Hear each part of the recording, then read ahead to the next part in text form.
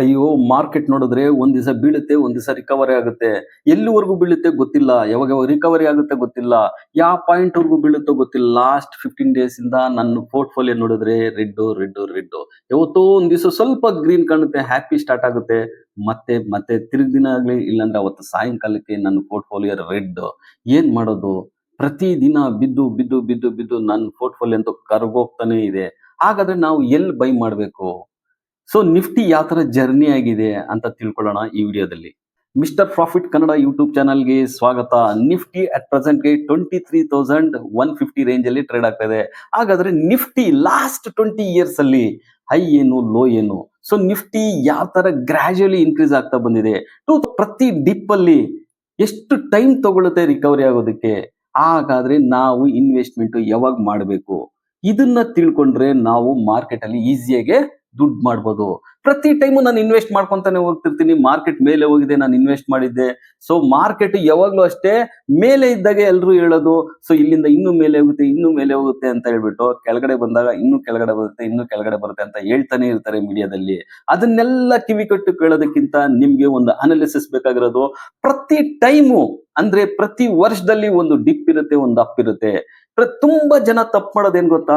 Higher high ಅಲ್ಲಿ ಇದ್ದಾಗ by ಮಾಡ್ಬಿಟ್ಟು ಆಮೇಲೆ ಲೋಯರ್ ಲೋ ಬರೋವರೆಗೂ ನೋಡ್ತಾನೆ ಇರ್ತಾರೆ. ಎಲ್ರು ಹೇಳ್ತಾರೆ ನನ್ನ ಪೋರ್ಟ್ಫೋಲಿಯೋ ರೆಡ್ ರೆಡ್ ರೆಡ್ ಅಂತ. ಯಾಕೆ ರೆಡ್ ಆಗುತ್ತೆ ಅನ್ನೋದನ್ನ ಸ್ವಲ್ಪ ಆಲೋಚನೆ ಮಾಡಿದ್ರೆ ಸಾಕು.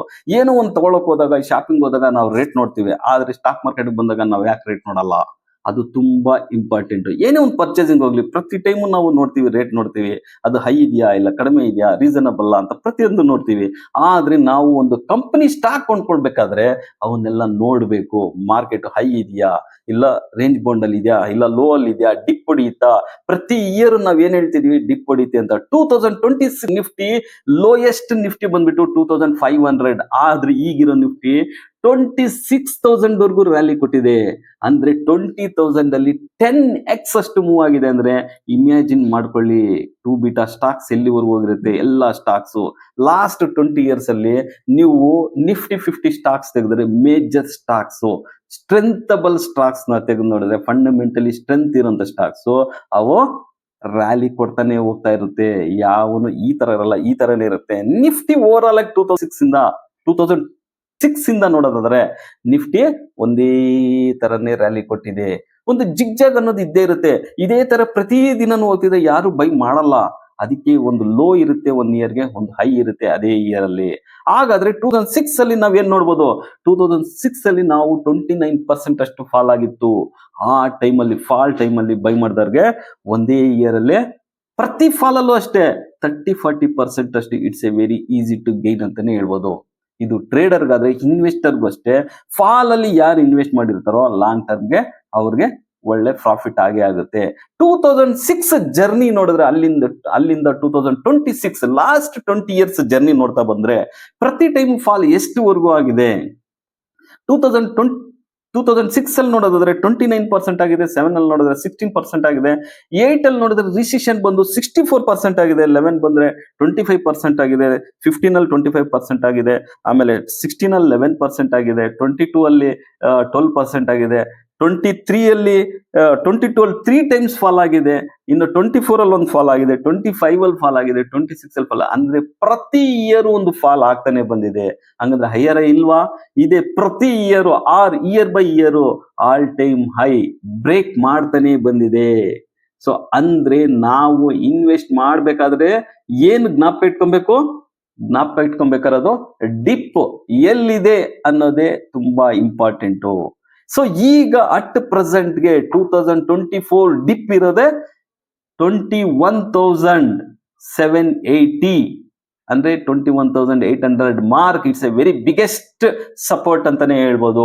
ಇನ್ ಕೇಸ್ ವರಸ್ಟ್ ಸಿಚುಯೇಷನ್ ಅಂದ್ರೂ 19,000 is the very very very biggest support ಅಂತಾನೆ ಹೇಳ್ಬೋದು. ನೀವೇ ಥಿಂಕ್ ಮಾಡಿ, ಈಗ 21,700 ಬಂದ್ರೆ ಫಾಲ್ ಪರ್ಸೆಂಟೇಜ್ ಬಂದ್ಬಿಟ್ಟು 17% ಆಗುತ್ತೆ. ಸೊ ಇನ್ ಕೇಸ್ ಅದೇನಾದ್ರೂ ವರಸ್ಟ್ ಸಿಚುಯೇಷನ್, ಈ ವಾರ್ ಸಿಚುಯೇಷನ್ ಅಲ್ಲಿ ಏನ್ ಬರ್ಬೋದು? ಕ್ರೂಡ್ ಆಯಿಲ್ ಯಾವಾಗ ಇನ್ಕ್ರೀಸ್ ಆಗುತ್ತೋ ಅಂದ್ರೆ ಏನ್ ಸ್ಟೇಟ್ಮೆಂಟ್ ಕೊಟ್ಟು ಅವರು $200 ಅಂತ ಹೇಳ್ತಿದಾರೋ ಒಂದ್ ಪರ್ ಬ್ಯಾರೆಲ್, ಅಲ್ಲಿಗೆ ಏನಾದ್ರೂ ಹೋದ್ರೆ ವರ್ಸ್ಟ್ ಸಿನಾರಿಯೋ 19,000 ವರ್ಗೂ ಬರೋ ನಿಫ್ಟಿ ಸಾಧ್ಯತೆ ಇರುತ್ತೆ. ಸೊ ಇದನ್ನೇ ನಾವು ಆಪರ್ಚುನಿಟಿಯಾಗಿ ಬಳಸ್ಕೊಂಡು ಇನ್ವೆಸ್ಟ್ ಮಾಡಬೇಕು.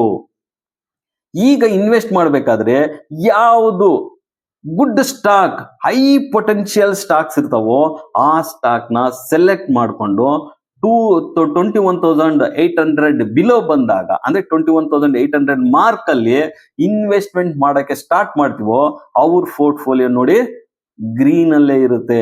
ನೆಕ್ಸ್ಟ್ ಫರ್ದರ್ ಯಾವಾಗ ಬರುತ್ತೋ ಆ ಫಾಲ್ ಅಲ್ಲಿ ರೆಡ್ಗೂ ಸಹ ಬರೋ ಸಾಧ್ಯತೆ ಇರಲ್ಲ. ಅದಕ್ಕೆ ನಾವು stock, high potential stock, example monopoly ಅಂತ ಬಂದಾಗ ಎಲ್ರಿಗೂ ಗೊತ್ತು, CDSL, BSC, MCX, ಕ್ಯಾಮ್ಸ್ ಇವೆಲ್ಲ ಬಂದ್ಬಿಟ್ಟು ಮನೋಪಲಿ ಸ್ಟಾಕ್ಸ್ ಅಂತ ಹೇಳ್ಬಿಟ್ಟು. ಇನ್ನು high potential growth stocks, make in India ಅಂತ ಬಂದಾಗ ಡಿಕ್ಸನ್ ಮತ್ತು ಆಂಬರ್, ಇವು ಹೈ ಪೊಟೆನ್ಶಿಯಲ್ ಸ್ಟಾಕ್ಸ್ ಆಗಿರುತ್ತೆ. ಇನ್ನು ರೈಲ್ವೆ ಬಂದಾಗ ತಿತಗರ್ ಆಗಿರ್ಬೋದು, ಇಲ್ಲ JWL, ಜುಪಿಟರ್ ವ್ಯಾಗನ್ ಲಿಮಿಟೆಡ್ ಇರ್ಬೋದು. ಇನ್ನು ಬ್ಯಾಂಕ್ಸ್ ಅಂತ ಬಂದಾಗ ಎಲ್ರಿಗೂ ಗೊತ್ತು, ಎಲ್ರು ವಹಿವಾಟು ಮಾಡುವಂತದ್ದೇ ಯಾವುದು, SBI, HDFC ಬ್ಯಾಂಕ್ ಮತ್ತೆ ICICI bank. It's a very biggest banks ಅಂತ ಎಲ್ರಿಗೂ ಗೊತ್ತು. ಇನ್ನ ಸ್ಟೀಲ್ ಕಂಪ್ನಿ ಅಂತ ಬಂದಾಗ ಅದು ಸೈಕಲಿಕಲಿ ಮೂವ್ ಆಗಿರುತ್ತೆ. ಆಗ ಟಾಟಾ ಸ್ಟೀಲ್ ಇರ್ಬೋದು, ಇಲ್ಲ ಇಂಡ್ ಕಾಪರ್ ಇರ್ಬೋದು, ಇವೆಲ್ಲ ಒಳ್ಳೆ ಮೂಮೆಂಟ್ಸ್ ಕೊಡುತ್ತೆ. ಸೊ ಅದೇ ತರನ ಎಲೆಕ್ಟ್ರಿಕ್ ಅಂತ ಬಂದಾಗ ಒಲೆಕ್ಟ್ರೋ, ಗ್ರೀನ್ ಟೆಕ್, ಅದು ಬಂದ್ಬಿಟ್ಟು ಬಸ್ಗಳು. ಈಗ ಎಲ್ರಿಗೂ ಗೊತ್ತು, ಇದು ಏನು ಎಲೆಕ್ಟ್ರಿಕಲ್ ಬಸ್ ಮತ್ತು ಎಲೆಕ್ಟ್ರಿಕಲ್ ವಾಹನಗಳಿಗೆ ತುಂಬಾ ಇಂಪಾರ್ಟೆಂಟ್ ಕೊಡ್ತಾರೆ ಅಂತ ಹೇಳ್ಬಿಟ್ಟು. ಇನ್ನು ಸಿಮೆಂಟ್ ಇನ್ಫ್ರಾಸ್ಟ್ರಕ್ಚರ್ ಅಂತ ಬಂದಾಗ ಅಂಬುಜಾ ಸಿಮೆಂಟ್ ಆಗಿರ್ಬೋದು, ಇಲ್ಲ ಅಲ್ಟ್ರಾಟೆಕ್ ಆಗಿರ್ಬೋದು, ಗ್ರಾಸಿಮ್ ಆಗಿರ್ಬೋದು, ಇವೆಲ್ಲನೂ ತುಂಬಾ ಇಂಪಾರ್ಟೆಂಟ್ ರೋಲ್ ಆಗಿರುತ್ತೆ. ಇನ್ನು ನಾನ್ ಬ್ಯಾಂಕಿಂಗ್ ಫೈನಾನ್ಷಿಯಲ್ಸ್ ಅಂತ ಬಂದಾಗ ಜಿಯೋ ಫಿನಾನ್ಸ್ ಮತ್ತು ಬಜಾಜ್ ಫೈನಾನ್ಸ್ ಆರ್ ಫಿನ್ಸರ್, ಇವೆಲ್ಲ ತುಂಬಾ ಇಂಪಾರ್ಟೆಂಟ್ ರೋಲ್. ನೋಡಿ ಇವೆಲ್ಲ fundamentally it's a very good stocks ಆಗಿರುತ್ತೆ. ಇನ್ನು FMCG ಅಂತ ಬಂದಾಗ VBL ತಗೊಳ್ಳಿ, ನೆಸ್ಲೆ ತಗೊಳ್ಳಿ, ಕಂಟಿನ್ಯೂಸ್ ಗ್ರೋ ಇರುತ್ತೆ. ನೀವು ಡೇ ಆರ್ ಮಂತ್ ಚಾರ್ಟ್ ನೋಡಿದಾಗ ಒಂದು ಕಂಟಿನ್ಯೂಸ್ ರ್ಯಾಲಿನೇ ಕೊಟ್ಟಿರ್ತವೆ. ಇನ್ನ ಈಗ ಅಟ್ ಪ್ರೆಸೆಂಟ್ಗೆ AI ಕಾರಣದಿಂದ ಬಿದ್ದಿರುವಂತಹ IT ಸೆಕ್ಟರ್ ಅಲ್ಲಿ ಇನ್ಫೋಸಿಸ್ ತಗೊಳ್ಳಿ, ಪ್ರೊಫಾರ್ಗೋ ತಗೊಳ್ಳಿ, any IT sector, biggest largest IT sector ತಗೊಳ್ಳಿ. ಇನ್ನ ಪೇಂಟ್ಸ್ ಸೆಕ್ಟರ್ ಅಲ್ಲಿ ಬಂದಾಗ ಏಷ್ಯನ್ ಪೇಂಟ್ಸ್ ತಗೊಳ್ಳಿ.